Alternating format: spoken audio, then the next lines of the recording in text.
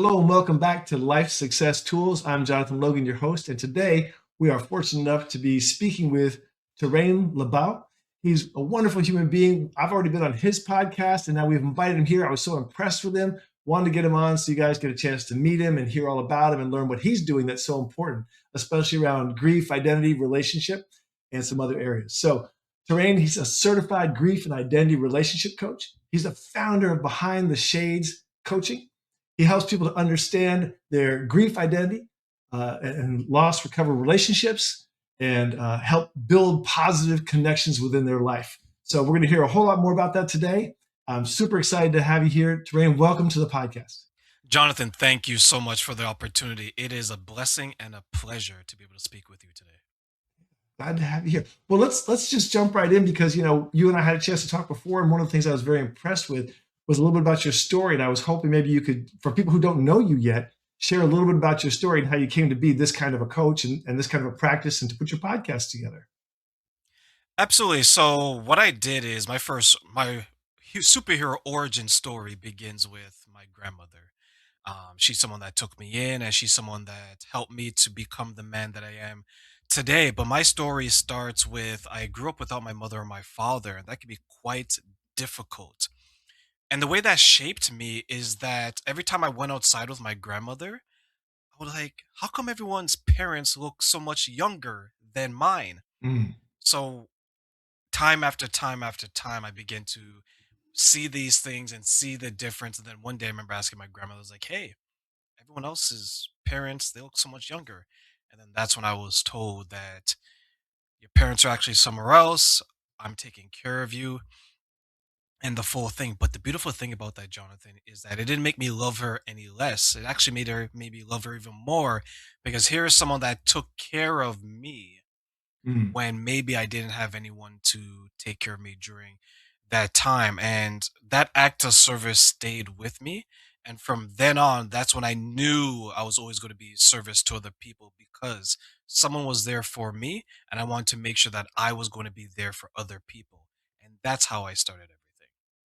Wow, that's beautiful. That's beautiful. Someone showed up in your life and came in and gave you all that love and connection and all the things you needed as a young child. And now you've taken that forward in your life, right? That influence has come through you into the future. And now here you're sharing this same kind of care and compassion for others. Absolutely. Like I look at all the children out there that need mothers, that need fathers, family members that maybe doesn't show up because they're just busy with their own life. So this is someone that took me in and said that I'm going to be his mother, I'm going to be his father. And I remember every time I was with her, then macaroni and cheese was something that she would make for me every single time I wanted it. So year one to year five when I was with her, then eventually when I got reunited with my parents, anytime I would visit her in Canada here in a different part of the country, I'd be like, Grandma, do you have macaroni and cheese? Because it reminded me of the love and the connection that we had. So anyone who loves macaroni and cheese, I love it too. I may not be able to eat it as much now as I'm older, but it was always something I associated love with. Like any good cooked meal, right? Oh, I love that. You know, it's so funny the remembrances and recollections we have, the memories we have of our early childhood. Those little things mean so much, don't they? It's the world. Like if you had like a jar and every good deed you had someone put you're able to put that good deed in that jar or even like in an album. And whenever it is that you're feeling low or if you're having a moment where there's a little bit of self-doubt or you're just like I don't know if I'm capable today. You can go in that jar and you can pull out a good deed. You can open up that photo album and look at something like, wow, someone made this for me. Someone gave that to me. In my night table, I'm looking at it in front of my office, in front of my desk here. I have this book. Every letter, every photo I have in that. The book has seen better days, Jonathan. I can't lie. But the memory in there, and anytime I need a reminder of something, I open up that book and I'm like, wow, 2018, I did this. 2020, this mean the world to me.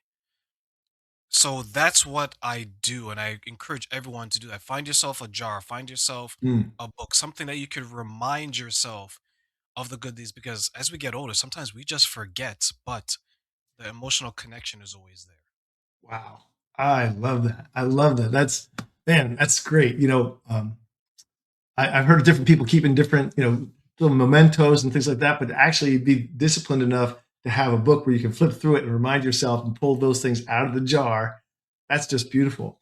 I'm curious to know how you shifted from that 5 year old, right, when you came up through till 5 years old, and then you shifted into the next phase of your life. How did that influence how you went through, elementary school and high school and so forth? How did they go from there to here where you are now? Was that influence built on? Did you have a couple of great mentors? What was your biggest influences? Well, once I was reunited with my parents at the age of 5, my first memory of them is their wedding. I was like, okay, this is kind of cool. You're the ring bearer. I had no idea what I was doing, but here I am to be of service again, right? Even to people I don't really know. But from age 6 to about my teens was a difficult time Mm, just because it was unfamiliar. I didn't know these people on an emotional level. I definitely didn't know them on a physical level. And I began to seek out guidance from other people outside of this family that now I was thrown into. And what I learned quickly was the importance of community. The mm, community took me under their wing, right? Where a lot of people maybe would get caught up in like gangs and mischief. I didn't have that because we lived in the suburbs. We lived in an apartment building, but when we moved into the suburbs at around 6 and 7, that's where it really took off. And then people showed me what family was about, how to hold a fork and a knife properly and cut your food. right. But I share their story, Jonathan, because it wasn't people that had the same skin color as me. Mm, It was black, it was white, it was pink, it was purple, it was mhm, green. It wasn't the color of the person's skin color, it was the color of their character right, that was able to show me these things. And I learned how to hold a knife and fork from the neighbors. right. I heard how to fold a napkin. I heard to use different tools for your dinner. So that's the people that showed up in my life. And then as I hit 17 and 18, religion Mm, entered my life. I was going through a difficult time because my parents were going through some difficulties. A couple years later, they had a divorce. So the build up to the divorce usually is a very difficult time because it alienates people and there's a lot of difficult emotions to process. But I was still in school. mm, So during that time, that's where God entered my life. And I remember going to high school one day and I was having a difficult time. I brought all my clothes with me because I didn't know where I was going to stay. They gave me the advice. I saw the counselor, and then someone was just talking to me. You know what? How about one day you just come to the church and just listen out, see what you like? I was like, I don't really know, but then in my mind, what do I have to lose? My right, life is already almost in the toilet because of what's going on in the household, right? right. So when I did that, it was such an amazing experience. I heard my first sermon. I was like, wow. It was like the words from the good book was speaking towards me. I was like, I want to be that person up there because I know Mm, what I felt. And if I can make other people feel that way, I would be further inspired. A year or so later, I was that guy giving those talks. I remember right, reading from the Bible and I was like, wow, this is such a beautiful, beautiful set of words because what I felt, I looked up after reading it, Jonathan, and I saw that same feeling in the eyes of so many other people. So that's my journey from 6 years old to about 20 in my life. wow. That's quite a journey. That's quite a path. That's amazing. I'm very impressed that you took that path and that you actually made that conscious choice to say, what have I got to lose? Right? What have I got to lose? I love that. I had a martial arts teacher who was also a psychologist, and he had this wonderful phrase: "You can only win. You can only win. If you don't get the outcome you expected, you can learn from it. That's a win. If you get the outcome you expected, you can learn from that too, and that's a win." So I love that you just stepped into that and turned it into a win for yourself. I needed it at that point because the alternative was, do you want to be another statistic of someone that didn't have their parents? And we know Right. those numbers, right? They turn to crime, they turn to violence. They turn to numerous children and just running the streets, like children out of wedlock and just running the streets and all this other complications in their life. So I made a decision that I needed to be better because I wanted better. And I Right. think that was the key. I wanted better than what was presented to me. And it's quite the act of self awareness now that I look back. It is. It very much is. As I think we spoke last time, my one of my favorite guys is Les Brown, and one of my favorite statements from Les Brown is, "It doesn't matter where you live. There's a bus out of there to someplace else." In other words, you can get up and get out and go get what you want to get in life, and you had wanted better, and you went after better, and so you got better, right? Yeah, yeah. It was such a burning desire in me. And sometimes I look back on it when I tell this story, Jonathan, and I think to myself, what was the origins of that? Was it was placed inside of me because there was a lot of hurt, there was a lot of pain, there was a lot of hatred because I would think to myself, why me?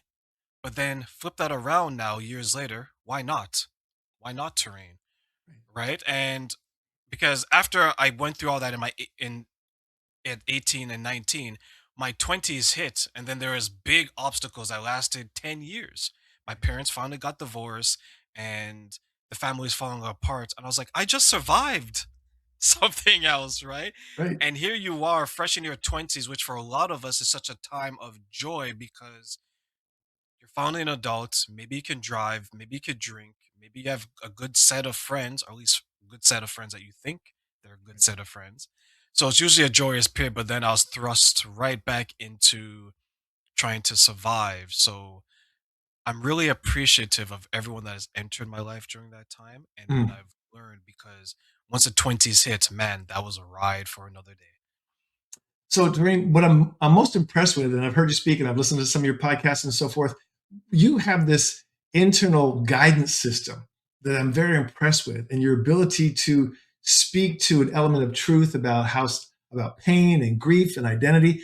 Maybe you could just take us now, next, from where you were in your early 20s into how you came to where you are today, to being a coach for other people who are going through some of the similar processes, maybe or different ones, but at least having similar qualities to what you went through, so that you could help them. How that happened? What'd you get into?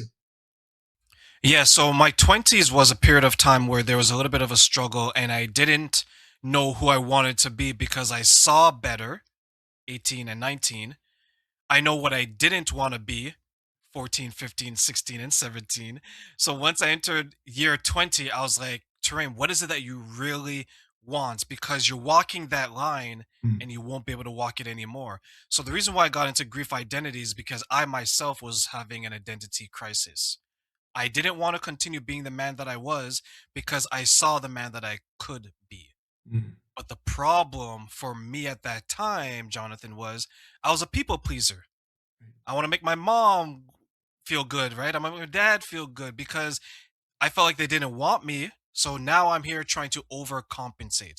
And as mm, I'm trying to overcompensate, I'm surrounding myself with people that I thought were cool. But a lot of times the cool people aren't usually the most successful people.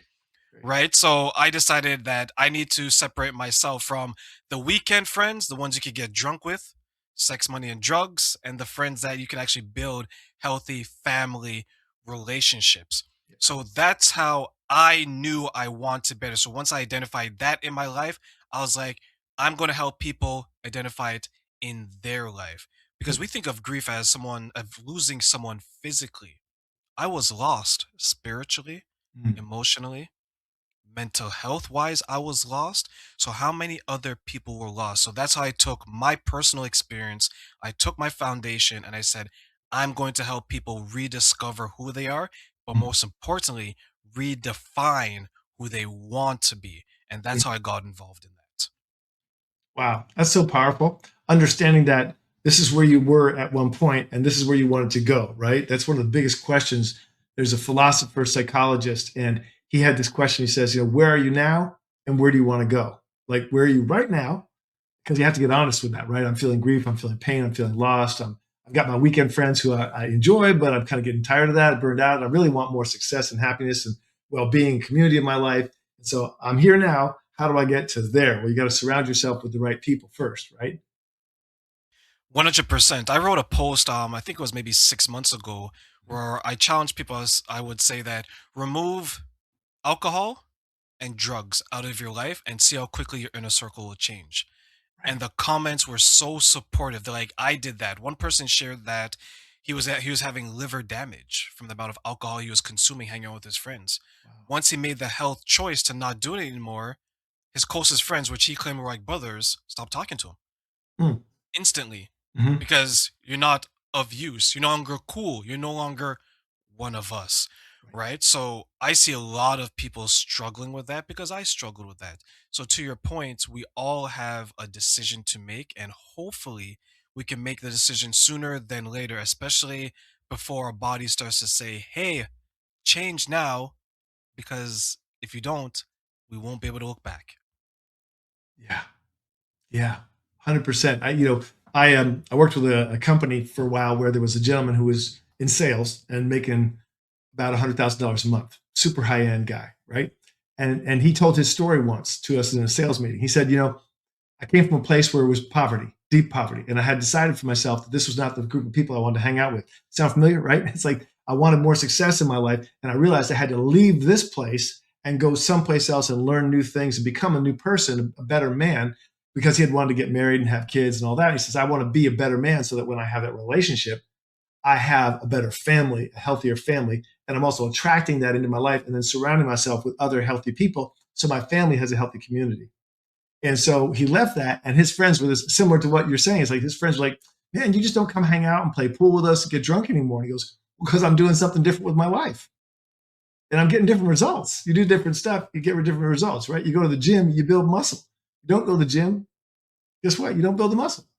So when you translate that now in your life now, where you are with your coaching, and there's grief involved when you lose an old group of friends, right? When you lose that old identity, and you have to transform. How do you work with people around grief, around identity, around loss, and about how they can get like you had a very clear picture of the future self you wanted to create. How do you help people with that?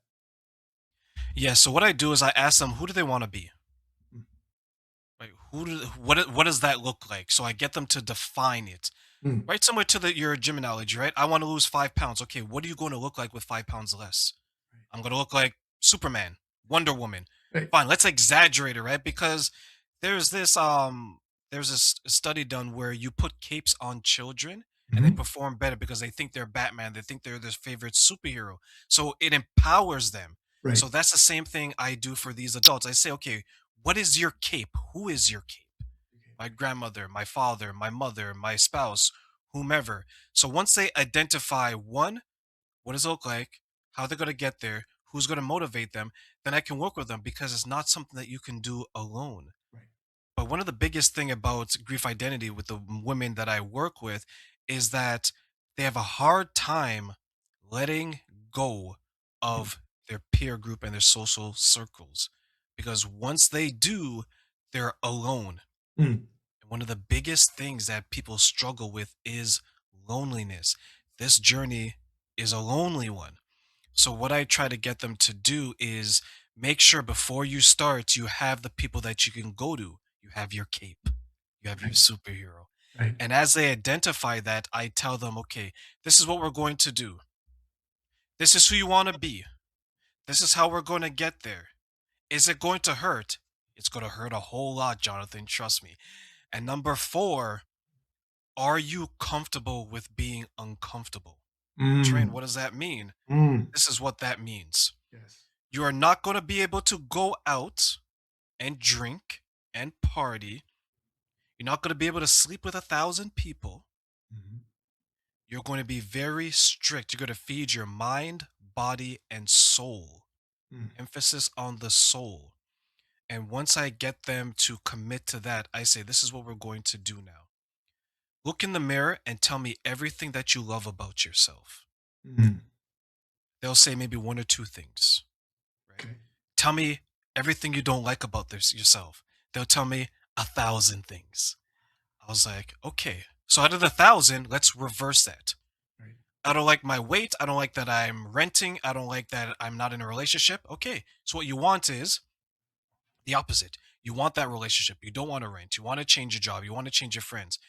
That's how we're going to get people to understand because it's easier to say the negative than the positive.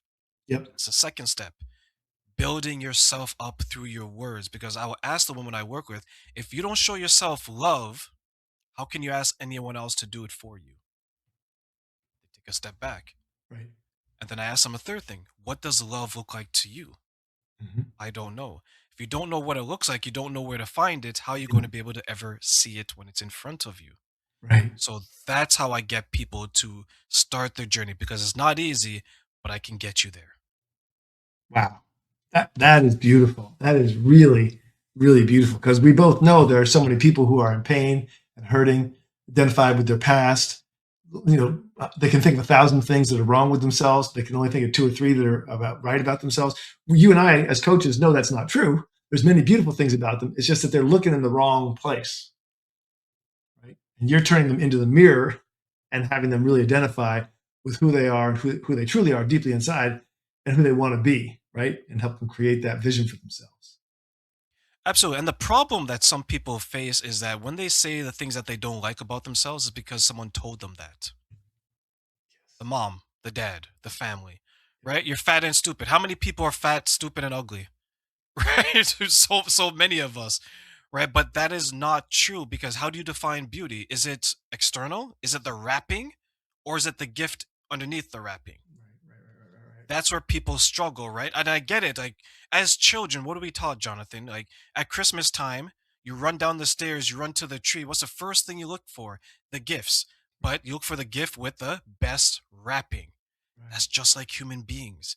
Yeah. But it is a gift underneath that wrapping. So that's where I get them to understand what someone said about you 5, 10, 15, 20 years ago.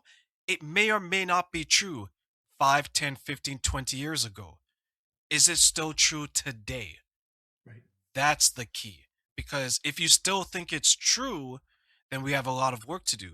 But if you can leave that criticism, you can leave that negative talk in the past, let's start building you up. Tell yourself, I love you. And I'm not talking toxic positivity where you're Right. just walking around and, you're God's gift to men and women. No, let's Right. tone it down a little bit. No one's catnip. We need to understand that, hey, I'm going to say I love me because if I don't tell myself it, I can't ask other people to tell me it. Right. Right. Wow. Wow. Yes. I heard Tony Robbins once said on one of his videos when I've watched many of them. One of them says, nobody's going to love you more than you love yourself. So what that means, Absolutely agree with that. if you don't love yourself, what's that mean then? Somebody's going to be below that. Come on, right? And they'll treat you that way. Yeah, like ask someone, just walk down the street. When's the last time you told yourself I love you? Right. Weeks, months, years. Some people say I've never said that. I was like, well, if you can't if you can't do it for yourself, how are you gonna ask other people to do it for you? It seems something so simple, but yet it's so Right. complicated, right?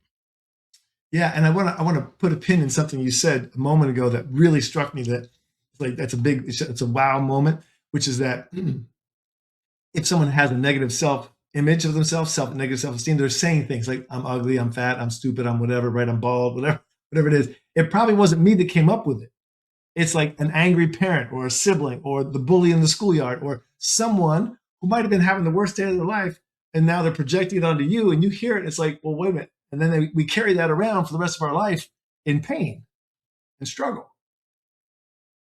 That's a that's it's sad when you really think about it from that perspective, is because how many people have had a bad day and their bad day made five other people have a bad day?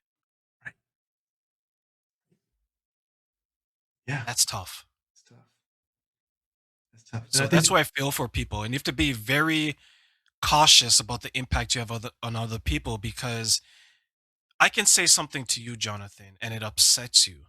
right, I may or may not know, but that may be impacted by our relationship, and then you may go out there and impact other people who have nothing to do with the conversation you and I right, had, right? right, And it's a trickle effect. But how many of us are doing that in a positive way? If I see you right. walking down the street, hey Jonathan, you know what? I really like that shirt. It looks nice. Mhm. You don't know. Someone could take that compliment I'd be like, wow, that's exactly what I wanted to hear. Because I remember as a child, anytime I wore something that I like, my mom and dad told me that it was ugly. Right. You totally turn someone's whole day around.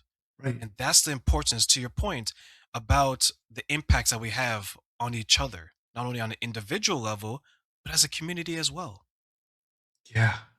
Yeah, and that I like you said that trickle effect because it does. It goes out to other people. You're nice. Just let's say you stop in a coffee shop and you give a nice compliment to someone, and they go, "Thank you." You know, now they're like, "Oh, I'm feeling a little bit better today." Now they go to someone else and have that interaction, but it's because you raised up their sense of self a little bit by just giving them a little positivity, and that effect continues out.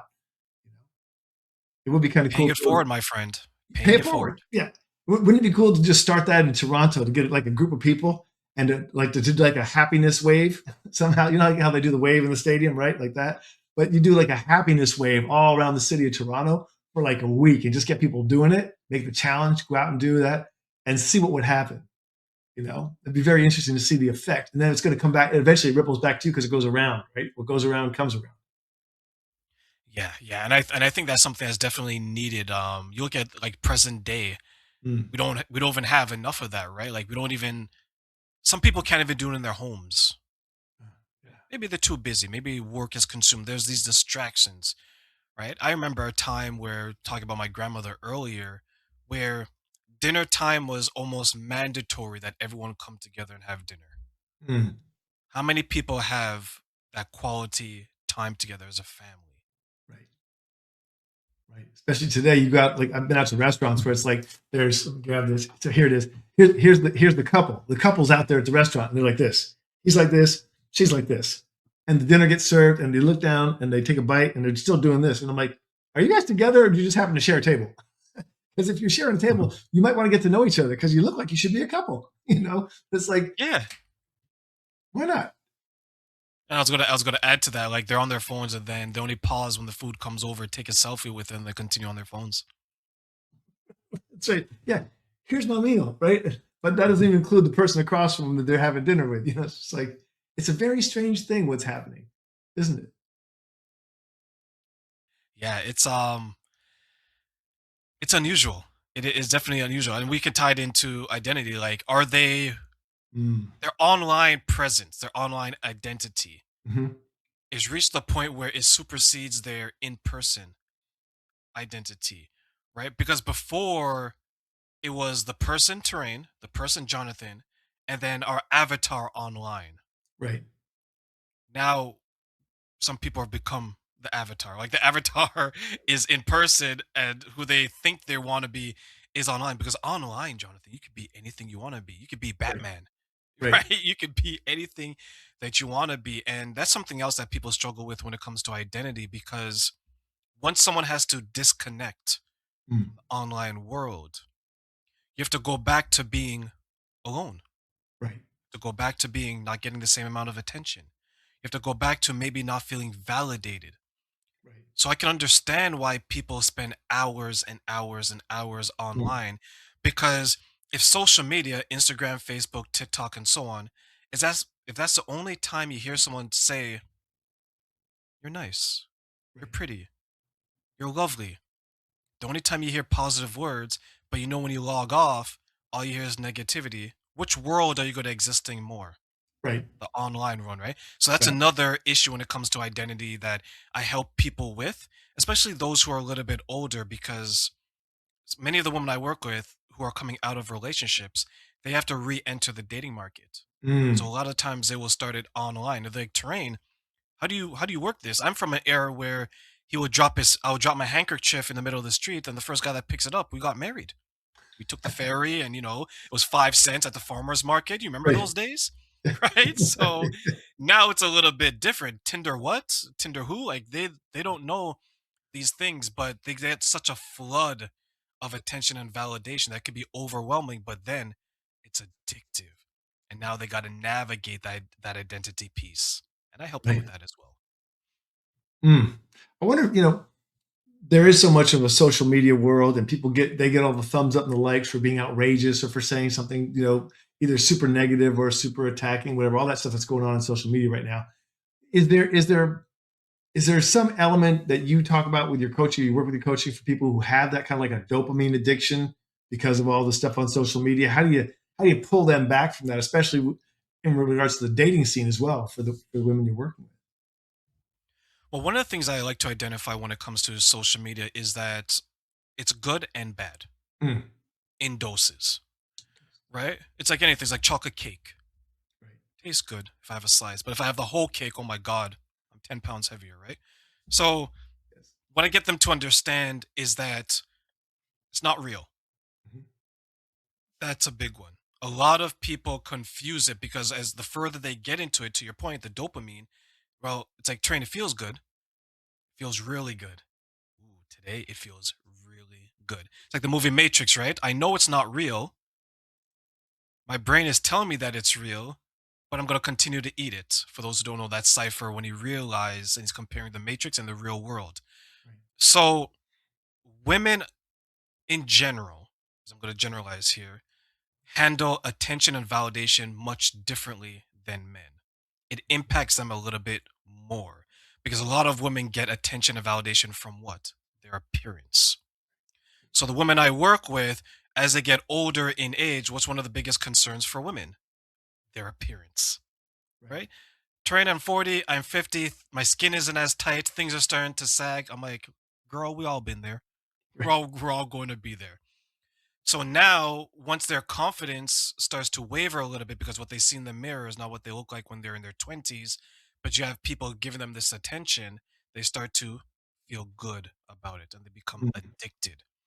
So when it comes to the social media aspect is I tell them, one, it's not real. Two, be careful because the attention and the validation is going to feel really good, especially as you exit out of difficult relationships. That could be a right. friendship, that could be family, that could be romantic. Right. And a third thing that I tell them is take it with a grain of salt.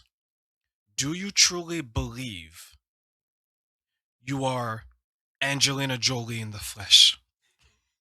Do you truly believe you are Halle Berry? Right. Train something. I was like, no. Let's take it down a notch. You're beautiful, but just keep it in perspective, right? Because we all know what we look like, and we all know our level when it comes to physical beauty. I tell them that's what social media relies heavily on. I'm trying to build up their internal beauty because that will stand the test of time. Yeah, that radiance, right? Radiance comes from within. Nobody radiates that beauty and that energy because they put on a special skin cream. It's because of what's inside, right? That radiance comes through that spirituality, that soul, which is what everybody's looking for at the end of the day. Is that you don't want to connect with somebody who's got no soul and no energy and no positivity. So if they can radiate that way, that just, I mean, as far as I'm concerned, like doubles and triples their beauty, right? It's like that radiance, that inner beingness that comes through. I will absolutely agree. There isn't a beauty filter for the soul. Right? Right. It's gonna take work and this, internal beauty. The thing with being beautiful on the inside, Jonathan, is that once you achieve it, Mm. everything in life looks so much more differently, Yeah. so much more beautiful, right? Because you can see the person's internal beauty. There's this movie, Constantine, where he committed suicide, he came back to life, and he's doing God's will, and he could see the demons in people. Right.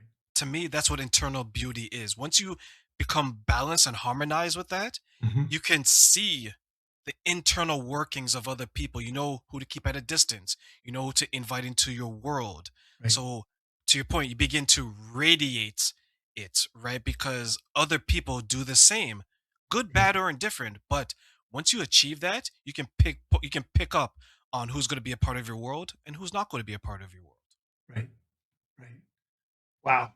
That's really cool. So part of the like when I was dating, I have a wonderful partner now, 4 years. But when I was dating, I was looking for kind, right? Because you can't replace kindness. If someone's not kind, it's like look out.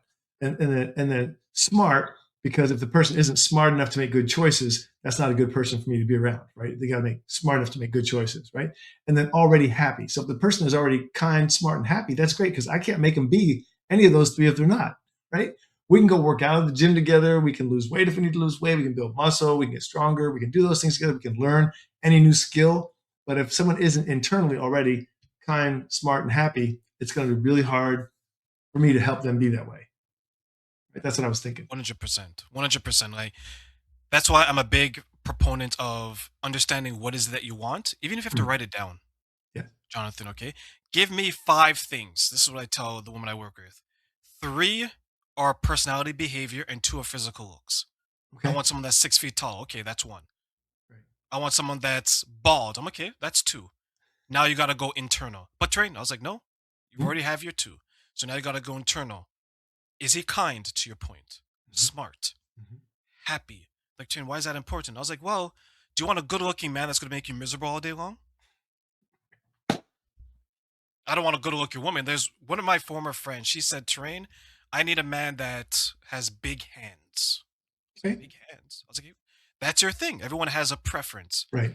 So I was like, why big hands? Because I'm thinking from a coach perspective and from a man's perspective, is big hands means you feel safe in his hands. Right.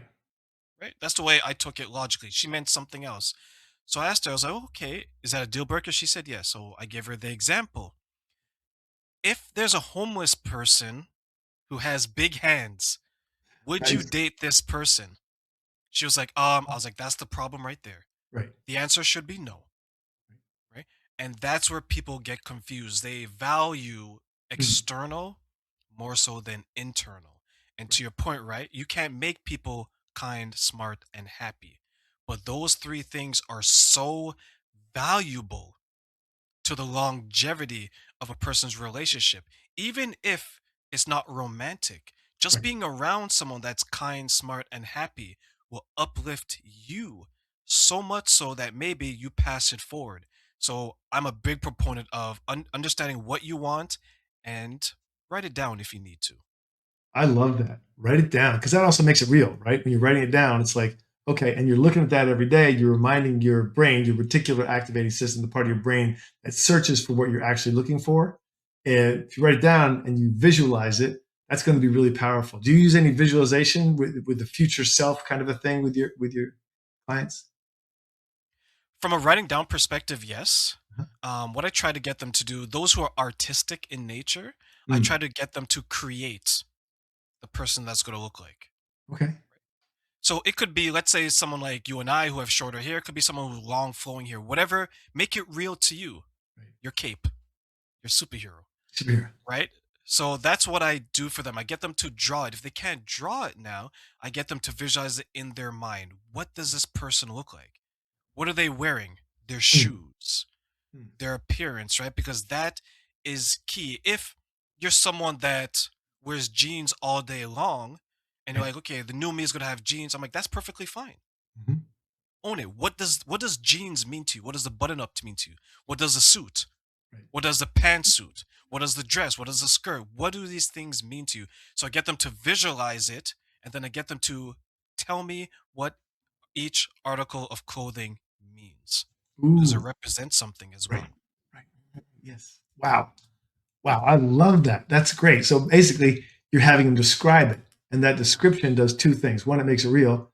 And two, now they know what they're looking for. And they can check, is that really what I'm after? Right? Because what happens if a woman says, well, I need a man who's 6 foot tall, he's got big hands, he wears a suit and tie every day to work because he's a professional, blah, blah, blah, blah. But then she turns the corner at maybe she goes to someone's wedding or a party or whatever, open house somewhere, and she meets somebody and it's like, but he's not wearing a suit. Now what do I do? Right? He's got average hands, but he made her laugh. So maybe there's something in that. There's a guy named Professor Scott Galloway, and he said that when it comes for young men right now, they're having a very difficult time dating.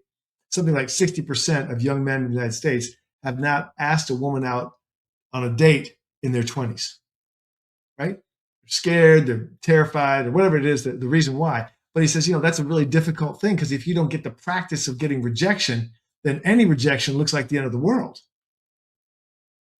And so he works with young men in terms of, he actually wrote a book, I have it here somewhere. He wrote a book about how to be a man and how to be a good father as well, because those things really combine, right? A lot of young men, and we talked about this earlier, don't have don't have the father around them or a grandfather around them who can be a good role model for how to behave and how to grow. And I know I didn't have, my father wasn't around me when I was a kid very much, like one weekend a month kind of thing. So I didn't have that role model. I had to learn it from, Cub Scouts, Boy Scouts, other counselors, teachers, and things like that. I was fortunate. Just roll back for a second to your youth. Did you have that male role model that helped you get some guidance? In sports, Sports. Yep. sports was really, really big. What I learned about sports is one, coaches, when they say coaches could be like a father figure, to Hmm. me, 1000% true. From football, from basketball to soccer. Hell, I even played tennis, Jonathan, okay? Okay. All of these things, volleyball as well, they were like a father figure to me. And that's part of the reason why I always involve myself in sports Right. because I did really well in baseball. And Hmm. the team I was associated with, we made it all the way to the championships. Each baseball game, my mother and my father came to 0 games Right. except for the championship. And I was having such a good season. They came to the championship game and I noticed them. That was the worst game I ever had because I was uncomfortable. I didn't know what was going on. Right. So I learned a powerful, powerful message from male role models. One, failing, when you fail at something, that's where you truly learn about Hmm. yourself and the situation because you need to bounce back. You can accept defeat, Hmm. tail between your legs, and walk off, or you can fight and try to win again. And the second thing is there's people out there that may not be your family that really want you to succeed. And the coaches, man, Jonathan, when I tell you the coaches Yeah. never made me feel like I was different. I was a part of the team. I belonged. I couldn't wait for the next week to play again because of the coaches. And that followed me all the way to school, which is probably why I love education so Mm-hmm. much. Teachers and professors showed up for me. And to be honest with you, Jonathan, maybe I was looking for it and that's why I was able to find it subconsciously, Right. right? And when I went through that, I was like, this is the best place in the world. So when I graduated, I was like, okay, what else can I take? What else Right. can I take? So I was forever learning. So that's why I look behind what we're talking about right now. That's why when I look at these books, there's an emotional connection to a time where people stood up for me. Mm. Each book I ever have reminds me of my English teacher who said, Terraine, you're going to be different. You're going to be better. I graduated school. I was the only person in my graduating class that was a minority that didn't have a child. Wow. Okay. I was different and I grew up poor. I Right. grew up with my mother and my father. I could have been like that. And I share that not to shame anyone. I Right. share that to inspire that because people believed in me, I was believing in myself. And because I was believing in myself, I was able to find more people that believed in me. So that was the importance of having a male figure in my life between those times when I didn't have it in the household. Right. Wow. Man, that's beautiful. I was gonna say that's fantastic, and there's something about it. I think because I also had a couple of male role models who were teachers that made me fall in love with books, that made me fall in love with education, that wanted me to hang around smart, cool people to learn better and to become a better person, right? And eventually a better man. And that was important to me because I had a sense of it, like you had a sense of it. This is the direction I want to go. This is the right way for me to go. I'm going to skip the guys I used to hang out when I was young with who were drinking, using drugs, a couple went to prison. I mean, got into a better crowd, and guess what? Life got better. I think we both had that path. Life will always get better if you want it. Um, Mm.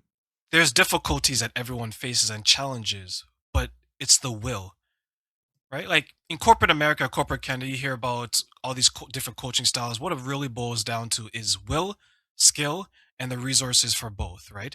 Do you have the will to do it? Maybe you don't. Maybe train. I've been beaten down. Mhm. No one likes me. So you have to build up the will. Maybe you don't have the skill. I want to be better.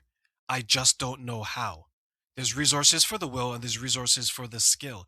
And I think for a lot of people, that's what's missing is identifying which one they fall into and which type of resource they have. Because in our lives, Jonathan, people showed up for us because they knew what we needed and they gave us what we needed. How many people are going out there with their arms up? I don't know what I need, but they're surrounded by the guys you just talked about. They're surrounded by the people that I had to leave behind.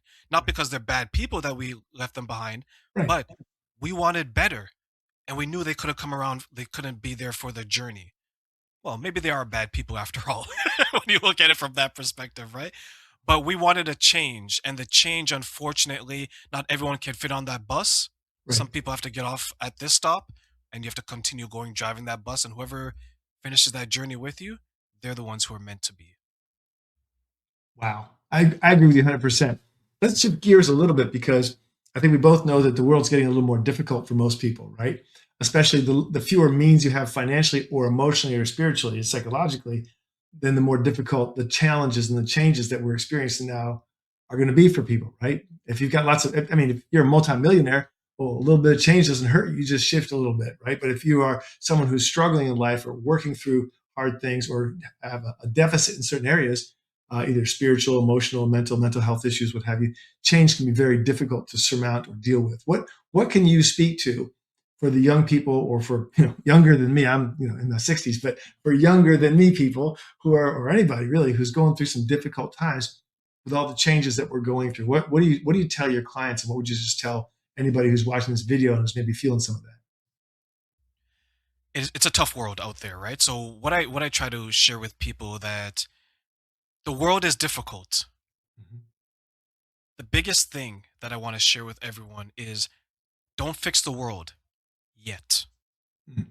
Fix yourself, because once you're able to fix yourself, then you can go out there and be of service and fix people in the way that maybe you're capable of doing. So, as we all know, there's a lot of difficulties out there and basic needs, right? Food, shelter. Right. Some people don't have that in abundance. They don't have food and their shelter is not where they would want it to be. Right. Many of the women that I work with have either been financially abused, Mhm. physically abused, emotionally abused, or all three. Mhm. So for them, the basic needs are a must because unfortunately, the men that entered their lives who are supposed to provide safety and security did not. So instead of thriving as women, they're now surviving as women. And anyone that's in a survival state, you know what you do, right? You're looking for any and everything just to stay afloat. Right. So I get these women to one first self identify. What is it that you need to go from surviving to thriving? Train, I need a better job. Train, I need to be able to trust men. Train, I need to build up my confidence. Okay, perfect. What's the second thing that you need? Terrain, I want to stop hurting. Mhm. Okay, what is causing the hurt?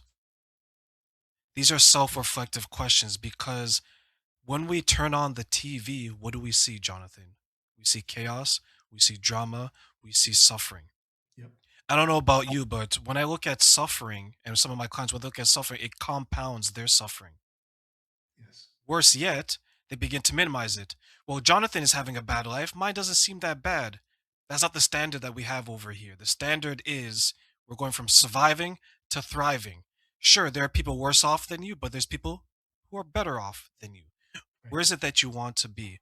So, when it comes to the issues about what's going on in the world from an economics perspective, a religious slash spiritual perspective, I tell people that there's four pillars that you need to use to fill up your cup. How's your spiritual health? Mhm. How's your mental health? How's your financial health? And how is your emotional health? Yeah. And you need to pour into each and every one of those every single day. Some Mhm. people may not be able to do it the same way that maybe you and I can do it, but I help them to find their way. So when they pour into that, they feel better. And when they go out in the world now, it looks a little bit more brighter and sunnier for them. So that's how I help them deal with what's going on in the world today. Nice. Nice. We need to put that in a box and sell that because people need that. In a jar, my friend. Take The it out. jar, the Open the jar, jar. the jar of love, kindness, happiness, success, There you positivity, good go. experiences, beauty, and joy, all that. Wow. Absolutely. Yeah. I thank you for that because it's something that I'm constantly seeing out there with people. It's a tough time. People are having tough experiences, a lot of stress, um, and they're feeling at the effect of that stress without having the tools and the resources necessarily to either just a keto it aside or let it just go past them and recover back into their positivity, their natural happiness and health and positivity, right? So it's one of the interesting things that when you meet people from cultures that are far less westernized or developed in that sense, doesn't matter where they are in the world, pastoral cultures, agricultural people, they're pretty easygoing. They're pretty naturally happy and buoyant and positive. And yet, in our Western culture or modern culture, with all the tools and resources and the internets and refrigerators, people are angry and upset a lot. And like we seem to forget how good we have it. There's a report that comes out every year that measures the level of happiness country to country to country. And a lot of European countries will score very high for Mm. some of the reasons that you mentioned, right? And a lot of Western countries will score very low for the same reasons that you mentioned. And it's interesting to see how Canada and the States, even though there's an abundance of cars, wealth, internet, toys, as they call it, right? Cell Yeah. phones and all this other stuff that make men think that they're more powerful than the average person. We score very low on happiness because it identifies criterias to the standard of happiness that every single person wants to achieve. And many countries outperform Canada, United States, and they're happier because, to your point, they're not chasing some of these other things because people realize that true happiness comes from the connections that you built and the family that you create.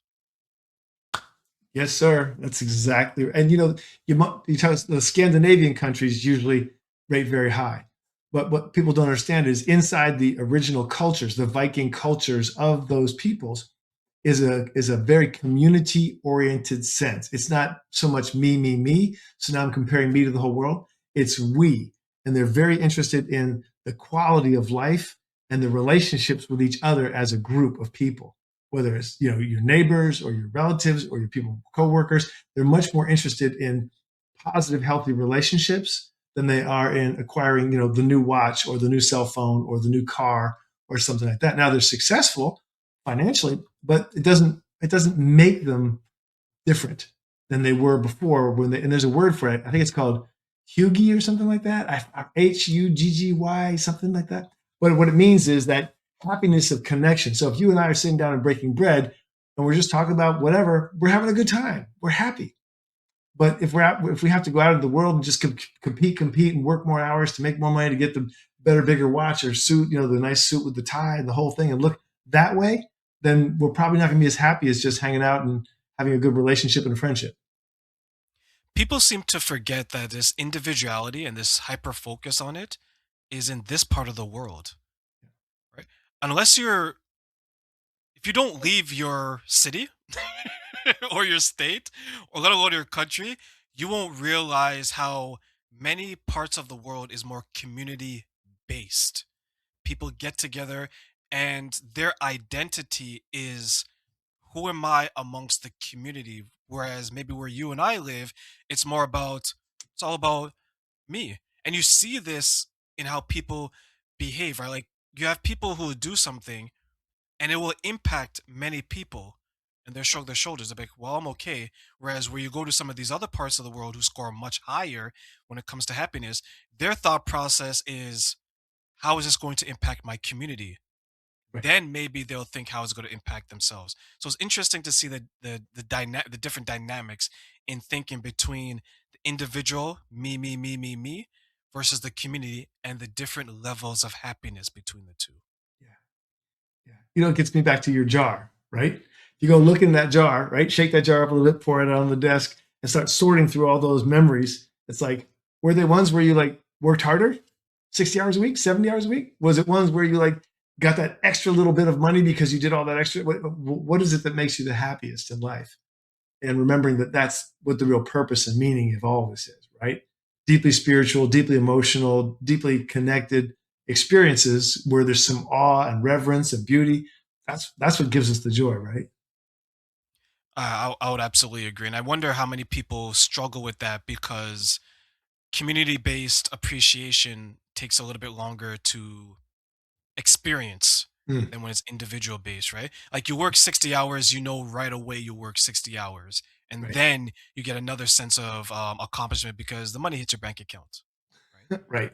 But if I help Jonathan do something, you will be grateful for it, right? But I may not see the fruits of that assistance until down the road. Like if I help you build your house, or if I help provide something to for you to build a home, I Right, won't see the fruits of that until the home is built. Whereas right, if I bought the house and you had to give me back the money, I'm like, oh, right away, right? But right. you still end up with the house, but one financially may be more valuable, but the another one is more valuable as friendship, as a community, right? Community. Because we did it together. Maybe the neighbors joined in and helped us. Maybe this house building project turned from a two-person job to a whole neighborhood. Imagine that. Right. Imagine you were doing act of service for someone that you cared about, someone that you're friends with, like a Jonathan, like a Terrain, and other people were inspired by that and they came. And because they're so inspired by it, they wanted to be a part of that. And now you just Mm, have this whole neighborhood building this house. Imagine when the house is finished. The owner, Jonathan, feels really good, but everyone knew how important it was to help Jonathan. Now everyone is celebratory. right. That is the power of community, and that is the difference I think we need to get back to when we spend too much time on the individual level. Wow, that's beautiful. That's beautiful. I just have to say, I wish you were my neighbor because we could sit down, have a cup of coffee, and talk like this every day. It's so wonderful. This has really been a tremendous gift to share all your ideas and your insights and your processes with your clients with us today. I really appreciate it. Let me ask you one more question, which is this. If you could say, if you had a chance to speak to everybody in the world, the whole world, and tell them one or two things, what message would you want the whole world to hear? Like you're interrupting their TV show or their radio or they're reading a book, just suddenly this comes over loudspeaker, says, "Hey, I'm talking to you, world." What would you want people to know? Oh yeah, two things. I would say the first thing is that your value, your worth comes from yourself. Internal things, not external. Treat yourself with love, kindness, and happiness because when you go out in the world, you may not get it on a Monday. You may get it on a Tuesday, and you may go Wednesday and Thursday without getting it. But if you give it to yourself every single day, you won't need to hear it externally because it'll be a bonus. And who doesn't like a bonus, right? That's the first thing I'll say. The second thing would be it's okay to have a bad day. And a bad day looks totally different than everyone else. But make sure that when you have that bad day, you go into that jar, you pull out something that you did, open it, and remind yourself of how great you truly are because you've collected all these reminders of how you helped someone, how you've helped yourself, how they have helped you. So those are the two things I would share with people. If I can interrupt their day-to-day day-to-day activities. I love that. Thank you so much. That is awesome. Terrain, thank you for showing up today with all this beauty and this joy and this positivity and these insights. A lot of gold nuggets in there. I really appreciate it. Let's tell everybody where they can find you so they can learn more about you, about your coaching, and about what you're offering to the world. Absolutely. So first and foremost, Jonathan, thank you so much for having me on the show. It is a pleasure, my friend. I really appreciate you. You are absolutely magnificent. Where people can find me is you can email me at behindtheshades interviews@gmail.com. That's to be on my show or anything like that. Or you can go to my website www.behindtheshades.ca, and if you quote this interview with my good friend Jonathan, you will get 1 hour free coaching from me. So that's where they can find me. Wow, beautiful. And we'll throw all that down in the show notes so people don't have to go back and listen to this 4 or 5 times the last minute so they can get all the details. We'll put it in the show notes. But thank you so much. We're going to have it again. We're going to have more conversations. I just love hanging out with you. It's like I said, I wish you were a neighbor. I wish so, my friend. We would build many houses. We will build many houses. All right. Thanks again.